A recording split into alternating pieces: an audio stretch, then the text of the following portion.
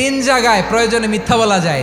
এক নাম্বার, আপনার ওয়াইফকে খুশি করার জন্য, সে একটু এরকম না বলে একটু কৌশল করে বললে খুশি হবে, ওটা বলা যায়। দুই নাম্বার, জীবন মরণের ব্যাপার, যান বাঁচানোর জন্য একটু কৌশল করে ঘুরিয়ে বললেন, এটা জায়েজ। তিন নাম্বার, দুইজন ঝগড়া লাগছে তাদেরকে মিলিয়ে দেওয়ার জন্য কৌশল করে একটু মিথ্যা বলা, ঘুরিয়ে বলা যায়। দুইজনের মধ্যে দেখলেন যে সম্পর্ক খারাপ, একজনরে বললেন, ভাই সে তো ওই দিন আপনার ব্যাপারে অনেক প্রশংসা। কি আমার ব্যাপারে প্রশংসা? কি বললো? এই বললো আপনি নাকি এই করছেন ওই করছেন, অনেক প্রশংসা। লোকটার মন খুশি হয়ে যাবে তার ব্যাপারে, ঠিক কিনা?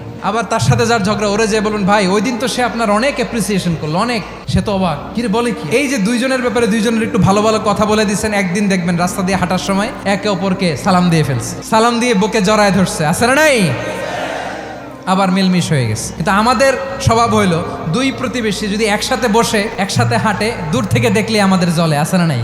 ঘটনা কি? এই দুইটার মধ্যে এত মিল কে? এই দুইটার মধ্যে গিরিঙ্গি লাগানো যায় কিভাবে?